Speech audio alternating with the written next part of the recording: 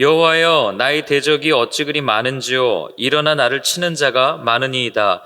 많은 사람이 나를 대적하여 말하기를 그는 하나님께 구원을 받지 못한다 하나이다.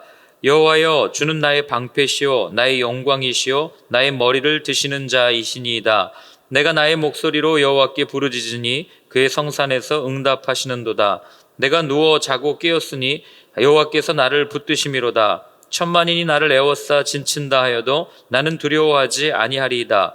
여호와여, 일어나소서. 나의 하나님이여, 나를 구원하소서. 주께서 나의 모든 원수의 뺨을 치시며 악인의 일을 꺾으셨나이다. 구원은 여호와께 있사오니 주의 복을 주의 백성에게 내리소서. 아멘. 제가 이렇게 읽자고 한 데는 이유가 있습니다. 사람들이 우리가 어제 이제 행복은 관계에서 온다고 말씀드리지 않았습니까? 그렇기 때문에 우리가 살다 보면 주위에 참 이 관계를 잘 맺고 살아가는 사람들이 많이 있습니다. 뭐 인격을 떠나서 많은 사람들과 좋은 관계를 맺으면서 살아가는 이들을 보면 참 인기도 있고, 또 그 사람도 상대를 챙겨주고 상대도 이 사람을 챙겨주고, 이런 관계 속에서 굉장히 행복해하면서 살아가는 사람들을 보며 우리는 부러워할 때가 있습니다. 그런데 여러분, 이게 쭉 살다 보니까 이 관계가 꼭 눈에 보이는 게 전부가 아니다라는 것을 알게 되었어요. 예를 들면 이런 거죠. 관계를 잘 살펴봐야 되는 게, 이 사람이 정말 내가 좋아서 나와 관계를 맺고 나와 함께 대화를 하고 나와 이야기를 나누는가, 아니면 내가 가진 어떤 것이 좋아서 내게 무언가 얻을 것이 있어서 나를 만나고 나와 관계를 맺고 있는가, 이것을 우리가 분명하게 구분할 필요가 있다고 하는 겁니다. 좋은 직장에 좋은 직급을 가지고 있을 때 거래처에 가서 만날 때는 언제나 내가 갑이 된 것 같고 또 좋은 관계를 유지하는 것 같지만, 그 모든 직함, 모든 타이틀을 다 떼고 누군가를 만나면 그렇지 못한 것을 느낄 때가 참 많이 있다는 거죠. 뭐 우스갯소리로 예를 들자면, 제가 베이직교회에 있을 때 베이직교회 김영중 목사입니다 하고 어떤 기관이나 누군가랑 이렇게 통화하면 그렇게 사람들이 이렇게 하질 않았어요. 그 베이직교회 조정민 목사님 교회이십니까? 네, 그러면 해서 이렇게 오히려 저보다도 더 이렇게 저의 값어치라고 해야 될까요? 이걸 더 높게 쳐줘서 저를 항상 이렇게 높여주는 그런 일들을 많이 접했는데, 얼마 전에 제가 동일한 사람이었어요. 그래서 이제 지스케어 처치 김영중 목사입니다 했더니 누구냐고, 그래서 베이직교회에 있었는데 개척하게 됐다고 이렇게 얘기했더니 이 말투라든지 대하는 태도가 조금 달라지는 그런 반응을 본 적이 있어요. 씁쓸하지만 그냥 웃어 넘길 수밖에 없는 상황이었죠. 이런 일들이 우리 주변에 너무 많다는 거죠. 그렇기 때문에 눈에 보이는 관계, 또 관계를 맺어가는 그런 일들을 보면서 저 사람은 정말 부럽다라고 생각할 이유가 그렇게 살펴보면은 별로 없다는 것을 우리는 알게 되는 거죠. 이런 똑같은 일을 겪었던 사람이 누구냐면 바로 다윗이었어요. 여러분, 우리가 무언가를 가지고 있을 때 그 내가 소유한 어떤 것이 나를 수식해줘서 내가 돋보이고 내가 날개를 달아서 사람들이 나를 쳐다보는 것 같다고 말씀드리지 않았습니까? 그렇기 때문에 우리가 가지고 있는 모든 것을 내려놓을 때, 우리가 가지고 있는 것을 모든 것을 잃어버렸을 때 대하는 사람이 그 관계가 진짜 관계일 수 있다는 것을 다윗이 알려주는 거죠. 자, 우리 먼저 1절과 2절을 한번 같이 읽어보겠습니다. 여호와여, 나의 대적이 어찌 그리 많은지요. 일어나 나를 치는 자가 많으니이다. 많은 사람이 나를 대적하여 말하기를 그는 하나님께 구원을 받지 못한다 하나이다. 아멘. 자, 이 시편 3편은 언제 쓰여졌냐면, 여러분들이 그 성경책 위에 보면은 표제가 있을 거예요. 뭐라고 되어 있습니까? 압살롬에게 쫓겨갈 때 지은 시라고 되어 있어요. 우리가 보통 생각할 때요, 정치적인 어떤 숙적 또는 나의 대적을 피해서 도망가는 건 우리 일생에 많은 누구나 다 경험하는 일이에요. 어려울 때 나를 힘들게 했던 사람들을 피해서 내가 좀 피해 있어야지 라고 생각할 땐 참 많습니다. 그런데 오늘 다윗처럼 내가 배 아파서 낳은 내 아들, 누구보다 나를 닮았던 아들, 그리고 나를 잘 이해해 줄 거라고 생각했던 그 아들이 반란을 일으켜서 그 아들에 의해서 쫓겨가는 다윗의 심정이 어떨지 여러분 한번 생각해 보셨습니까? 다른 사람도 아니고,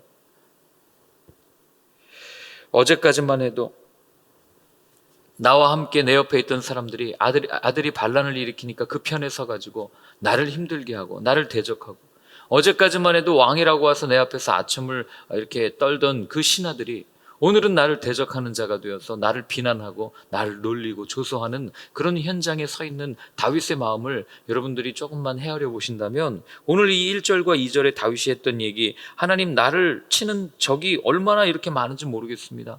하나님 나를 해하려고 하는 사람들이 얼마나 많은지 모르겠습니다. 더군다나 뭐라고 이야기합니까? 거기 보면은 그는 하나님께 구원을 받지 못한다 하나이다, 이렇게 표현하는 거예요.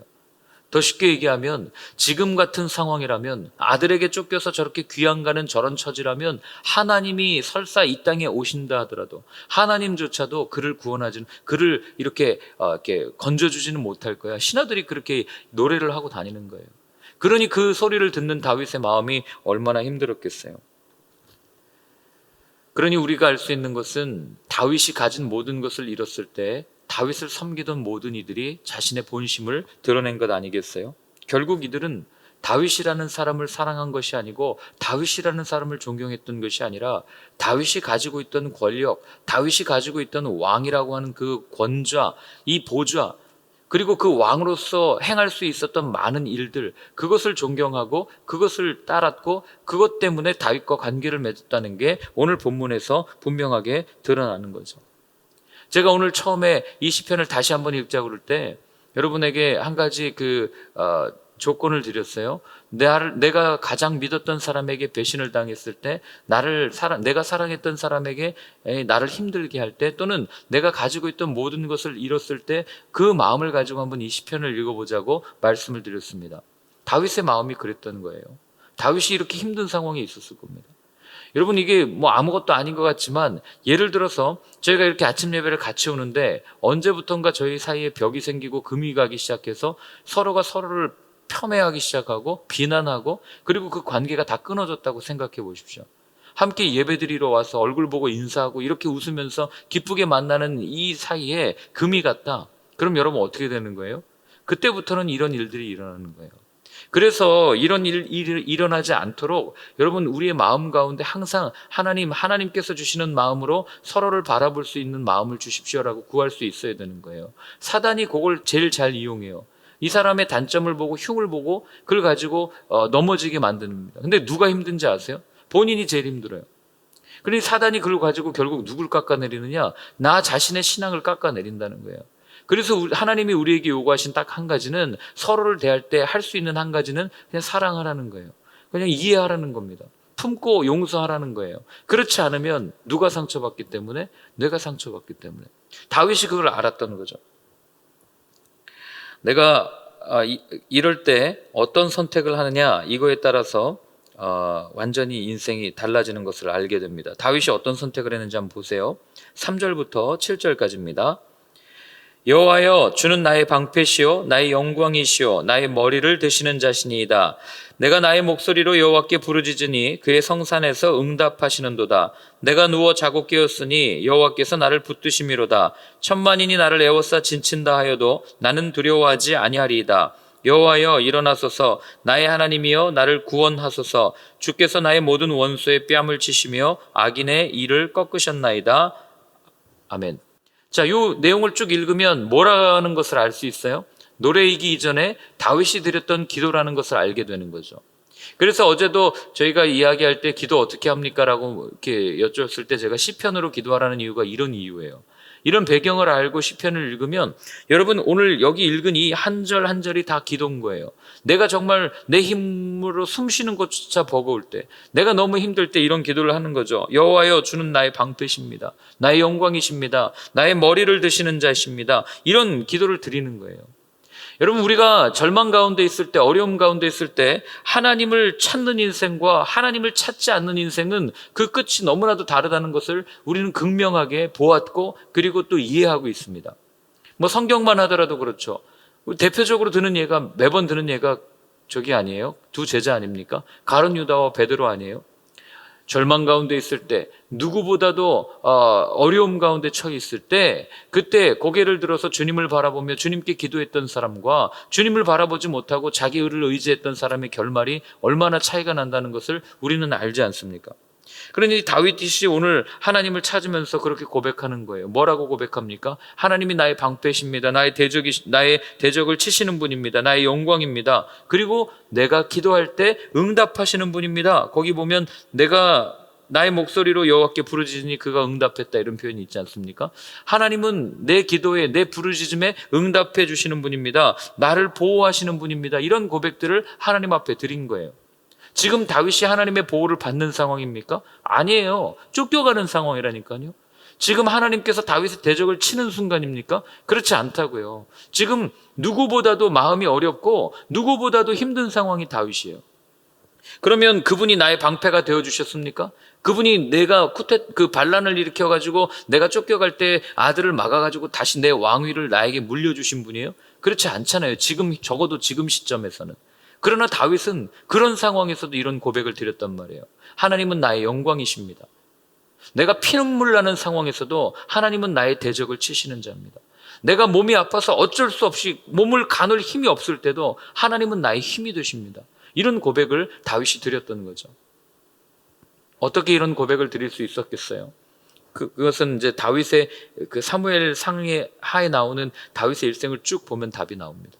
그가 엔게디 광야에서 이리저리 헤매일 때, 아무것도 가진 것이 없었을 때 그를 보호해 주시고 그를 찾아와 주셔서 위로해 주셨던 그 하나님을 그가 직접 경험했기 때문에, 이보다 더 어려운 상황, 더 힘들고 지명수배자로 낙인 찍혀가지고 온 전국을 숨어 다니면 도망자의 삶을 살 때도 하나님께서 나를 지켜주셨던 그것을 경험했기 때문에 다윗은 이런 어려움 상황 속에서도 하나님은 나의 영광이십니다, 하나님이 나를 지켜주십니다, 이런 고백을 드릴 수 있었던 것 아니겠어요? 그 경험에서 나온 고백이 오늘 우리가 읽은 이 노래예요. 이 기도입니다. 그래서 우리가 이걸 쭉 읽으면서 다윗의 두 가지 마음을 읽어낼 수 있어야 됩니다. 첫 번째는 하나님께서 나의 방패가 되어주시기를 바라는 그 마음. 지금 상황이 쫓겨가는 상황이잖아요. 그러니 하나님이 나의 방패입니다라고 고백은 했지만, 그러나 사실은 뭡니까? 그런 고백 자체가, 그런 선언 자체가 하나님이 나의 방패가 되어주시기를 바라는 다윗의 마음이 들어있는 거예요. 그러니 여러분, 우리가 어려움 가운데 하나님 앞에 기도할 때 하나님 나 좀 도와주십시오 라고 말하기 이전에 이 다윗이 얼마나 고단수예요. 그냥 그렇게 얘기하는 거예요. 하나님이 나의 방패십니다. 하나님이 나의 도움의 끈이십니다. 이런 고백을 드리면 속으로 뭐 하는 거예요? 하나님이 나의 방패가 되어주십시오 라고 이야기하는 거 아니에요. 그러니 먼저 기도할 때 여러분, 다윗과 같은 지혜가 있기를 바라요. 하나님이 나의 보호자십니다. 하나님이 나의 모든 것입니다. 여러분, 하나님이 내 모든 것이라고 고백하는 그 사람을 하나님이 그냥 두겠습니까? 절대로 그냥 두지 않죠. 우린 결말을 알고 있지 않습니까? 나중에 압살롬이 어떻게 제압되고 다시 다윗이 왕으로 되어서 어떤 인생을 살아가는지 답을 알잖아요. 그러니 인생의 어려움 가운데 우리가 제일 먼저 해야 될 일은 하나님을 찾는 일이라는 거죠. 그리고 다윗이 두 번째로 했던 그 마음은 하나님께서 대신 싸워주십시오 라고 하는 그 마음이 이 안에 들어져 있는 거예요. 사랑하는 아들을 어떻게 대적하겠어요? 아무리 나를 대적해서 치고 일어난 아들인데, 여러분, 나중에 압살롬 죽을 때 다윗이 얼마나 슬퍼하는지 아시잖아요. 그러니 자기가 싸울 수 있는 힘이 없는 거고, 싸울 여력도 없고, 싸울 그것도 없는 거예요. 그러니 하나님 앞에 오늘 구하는 거죠. 하나님이 직접 싸워주십시오. 하나님이 나를 좀 어떻게 해결해 주십시오. 이 문제 하나님 앞에 그대로 내어놓습니다. 그래서 예수님도 그런 말씀하시잖아요. 수고하고 무거운 짐진 자들아 다 내게로 오라. 내가 너희를 쉬게 하리라. 이게 안식에 대한 말씀만이 아니에요. 우리는 늘 짐을 지고 가요. 인생의 짐을 지고 걸어가죠. 많은 문제의 더미를 등에 메고 일평생을 살아갑니다. 그런 모습을 보시는 예수님께서 우리에게 말씀하시는 게, 그 짐, 인생의 모든 무거운 그 모든 문제들을 다 내게로 가지고 오라는 거예요. 그걸 내 안에서 쉬라는 겁니다. 이게 하나님의 말씀과 똑같죠. 하나님이 우리에게 주시기를 원하는 건 평강입니다. 샬롬이죠. 그 샬롬이 어떤 의미라고 말씀드렸습니까? 잔잔한 호수에 물결조차 없는 그런 호수의 표면을 샬롬의 상태라고 말씀드리지 않았어요? 그러니 그 모든 인생의 문제를 다 가지고 와서 하나님 안에 거하면서 그 평안을 누리기를 바라는 하나님의 모습과, 수고하고 무거운 짐진 자들아 다 내게로 오라. 내가 너희를 쉬게 하리라라는 예수님의 말씀과 오늘 본문에 있는 이런 말씀과 다 맥이 다 있는 거죠. 그렇기 때문에 여러분, 절망적인 이 현실 속에서 다윗이 가졌던 희망의 근거가 누구에게 있는가? 이게 오늘 우리가 함께 나눠야 될 포인트입니다. 저는 힘들면 솔직하게 하나님 앞에 무릎 꿇을 때도 있습니다. 있어요. 물론 있습니다. 없는 게 아니에요. 그런데 때로는 제가 존경하는 어른한테 전화할 때가 있고, 또 때로는 저를 도와줄 수 있는 사람들에게 전화할 때도 있고, 또 때로는 여러분, 정신병원 가서 정신과 진료받으면 반 이상이 상담인 거 아시죠? 그러니까 이 안에 있는 걸 누군가에게 말만 해도 마음이 풀리거든요. 그러니까 이걸 말하기 위해서 누군가를 찾아서 전화를 하는 제 모습을 발견할 때가 참 많이 있어요. 그때마다 전화 끊고 또는 누군가에게 이야기하고 후회해요. 하나님한테 먼저 좀 말씀드릴 걸. 이렇게 생각할 때가 참 많다는 거죠. 그러나 다윗은요, 그런 절망적인 상황 가운데서 내가 일어날 수 있는 희망, 내가 다시 한번 하나님을 향해 달려갈 수 있는 그 근거가 내게 있지 않고 다른 사람에게 있지 않고 하나님에게 있었다는 것을 오늘 분명하게 우리한테 이야기를 해주는 겁니다. 여러분, 이걸 고스란히 우리의 삶에 적용시키면 우리도 기도합니다. 근데 우리는 그 희망의 근거를 어디에 두고 있습니까? 많은 사람들이 그래요. 기도해서 뭐하냐, 응답도 되지 않는 거. 하나님이 듣긴 들으시냐? 이렇게 물을 때가 얼마나 많아요. 그러나 여러분, 하나님 분명히 듣고 계십니다. 지금도 보고 계십니다. 우리의 삶의 기도를, 우리의 삶의 모습을. 그래서 예레미야서에 보면 이렇게 되어 있어요. 한번 찾아볼까요? 예레미야서 33장 2절 3절 말씀입니다. 예레미야서 33장 2절 3절. 여러분들이 잘 아시는 말씀일 거예요. 같이 한번 읽습니다. 이를 행하시는 여호와, 그것을 만들며 성취하시는 여호와, 그의 이름을 여호와라는 이가 이와 같이 이르시도다. 너는 내게 부르짖으라. 내가 내게 응답하겠고 내가 알지 못하는 크고 은밀한 일을 내게 보이리라. 아멘.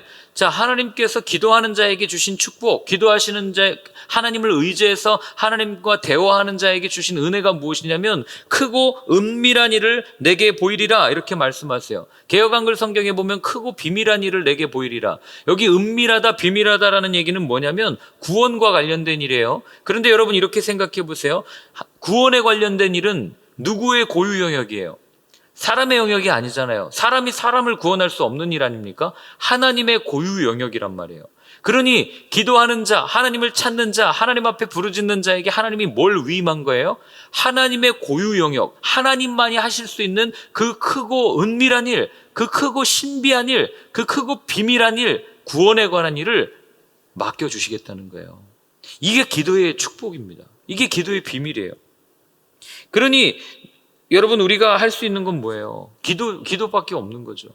우리의 천 어려움 가운데 한 영혼을 놓고 구할 때 그냥 하나님 앞에 간구할 수밖에 없는 거예요. 핸드폰을 붙드는 게 아니고. 우리가 어려움 가운데 있을 때 하나님은 그걸 알고 계신단 말이에요. 그리고 하나님이 사람의 뭘 보신다고 말씀드렸습니까? 마음을 보신다고 말씀드렸죠. 그 마음이 드러나는 게 태도 아니겠어요? 그러니 절망 가운데 있을 때 얘가 누구를 보나, 절망 가운데 있을 때 얘가 제일 먼저 누구에게 찾아가나, 이걸 하나님은 보고 계신단 말이죠. 그리고 하나님 앞에 찾아올 때 하나님은 그걸 외면하지 않으신단 말이에요. 우리 세상 사람들은 끊임없이 우리한테 그래요. 눈에 보이지도 않는 하나님한테 기도해서 뭐하냐. 그 시간에 차라리 나에게 도움을 줄 수 있는 사람을 찾아가든지 병원을 가든지 아니면 뭘 하든지, 하나님한테 기도하는 게 먼저가 아니잖아. 지금 때가 어느 때인데 그거 앉아서 무릎 꿇고 기도하고 있어. 이렇게 우리를 향해서 이야기할 때가 얼마나 많은지 몰라요. 그러나 여러분, 우리 하나님을 믿는 우리 예수님을 따르는 그리스도인들에게는 제일 먼저 고해야 될 사람, 제일 먼저 말해야 될 사람, 제일 먼저 다가가서 이 어려움을 토로해야 될 분은 바로 사람이 아니라 하나님이라는 것을 꼭 기억하셨으면 좋겠습니다. 그걸 다윗이 일생 동안 경험했고 그걸 찾아서 이렇게 한 거예요. 그랬더니 다윗이 뭐라고 고백합니까? 8절에 이렇게 고백하죠. 같이 한번 읽겠습니다. 구원은 여호와께 있사오니 주의 복을 주의 백성에게 내리소서. 아멘. 구원은 여호와께 있사오니. 여러분, 제가 기도에 대한 이 설교나 또는 강의를 하다 보면 많은 분들이 그런 질문에, 아까 제가 지금 반복적으로 말씀드렸잖아요. 하나님이 정말 도와주긴 도와줍니까? 이런 질문들을 많이 받아요. 그럴 때마다 제가 늘 드는 예화가 있습니다. 그게 뭐냐면 이거죠. 저는 어렸을 때 덩치가 작았어요. 키가 국민학교래요. 초등학교 들어갈 때 키가 118cm, 118인가 120cm밖에 안 됐어요. 그리고 몸무게가 18kg였습니다. 그러니까 학교를 들어가도 선생님들이 얘는 학교 못 다닐 것 같다고 그렇게 이야기할 정도로 작았어요. 만삭되지 못해서 태어나가지고 어렸을 때부터 많이 아팠습니다. 그래서 자랐는데, 그러니 놀이터를 가면 항상 저보다 항상 친구들은 체구가 컸고 또 형들이 항상 있잖아요. 작으니까 좀 괴롭히려고 그러잖아요. 근데 제가 또 이게 성격이 또 그래가지고 괴롭힘 당하고는 못 참았어요. 그러다 보니까 막 이렇게 싸움도 자주 했는데, 그런데 제가 동네의 그 형들을 두려워하지 않은 이유가 뭐냐면, 제가 힘들잖아요. 그럼 놀이터에는 항상 부모님들이랑 같이 이렇게 나가지 않습니까? 나갈 때 뭐 이렇게 하면 누가 나를 때리려고 그러거나 누가 나한테 해하려고 그러면 제가 부르는 거예요. 엄마 불러요. 아빠 불러요. 그러면 어디선가 갑자기 확 나타나가지고 모든 일을 해결해 주세요. 그러니까 힘들 때마다 아빠 부르면 언제나 오시는 아버지가 있다는 것을 알았기 때문에 저는 늘 어깨를 피고 다니고, 어떤 문제, 뭐 뽑기를 한다든지 아니면 달고나를 먹고 싶다든지 아니면 제가 그 어렸을 때 경험할 수 있었던, 겪어야 했던 모든 문제들 앞에서도 늘 당당할 수 있었고, 늘 어려움을 생각지 않고 넘긴 거죠. 여러분, 이거랑 똑같은 거예요. 우리가 언제나 힘들 때 아빠 부르면 내가 여기 있잖아 하고 다가오시는 우리 하나님이 계시단 말이죠. 성령님이 계시단 말이에요. 언제든지 부르짖기만 하면 우리의 모든 대화를, 우리의 모든 속상함을 다 들어주실 수 있는 예수님이 계시단 말이죠. 근데 우리는 이걸 잊어요. 눈에 보이지 않는다고. 그러나 제가 놀이터에서 놀다 보면은, 이게 아이가 신나게 놀다 보면 다 잊어버리잖아요. 아빠가 있는 것도 모르고 엄마가 있는 것도 모르고 막 놀잖아요. 그런데 꼭 어려울 때는 이게 본능적으로 알잖아요. 똑같은 겁니다. 우리 눈에 보이지 않아요. 세상 살다 보면. 하나님의 어떻게 보여요? 봤다가 죽으려고요. 부정한 내 모습으로. 그러나 우리가 언제나 힘들 때 119를 부르듯이 하나님, 아빠 하고 부르면 그분이 언제나 우리에게 오셔서 우리의 모든 일들을 보시고 다 해결해 주신단 말이죠. 그렇기 때문에 우리가 늘 가져야 될 것은 그분을 향한 태도, 그분을 향한 자세, 이거 하나만 우리가 정직하고 똑바르게 살아가면 된다는 거예요.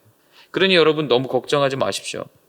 내가 고민하고 내가 고민해서 내가 풀어가려고 하면 내 숙제지만, 그걸 하나님께 맡기는 순간, 하나님께 말씀드리는 순간 내에 있는 모든 문제는 다 하나님의 문제가 되어버리는 거예요. 이걸 잊지 않는 하루가 되었으면 좋겠습니다. 그래서 여러분들이 오늘 한번 기도하실 때 그 베드로가 그런 얘기하거든요. 너희 염려를 다 주께 맡기라. 이는 그가 너희를 돌보심이라. 이렇게 말씀해 주시거든요. 오늘 있는 여러분들의 모든 염려를 다 주님께 맡길 수 있는 하루가 되었으면 좋겠습니다. 염려 가지고 살아봐야 여러분 스트레스만 받고, 스트레스 많이 받으면 병에 걸리기밖에 더합니까? 그 염려를 다 하나님께 맡기고 기쁨과 감사함으로 오늘 하루를 살아갈 때 우리 가운데 더 큰 은혜와 또 그 기적을 경험할 수 있는 놀라운 은혜를 체험하게 될 겁니다.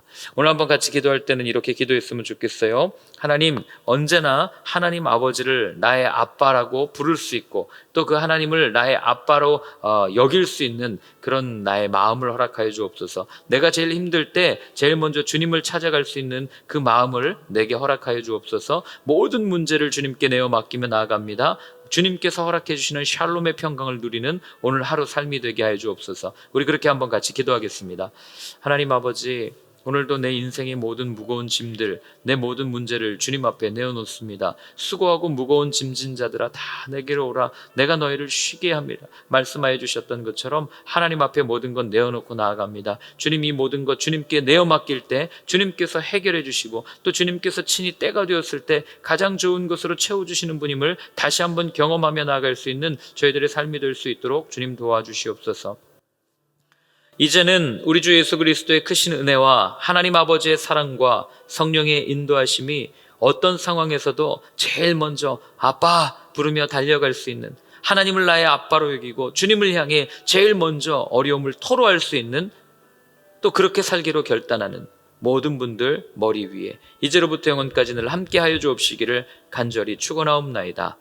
아멘.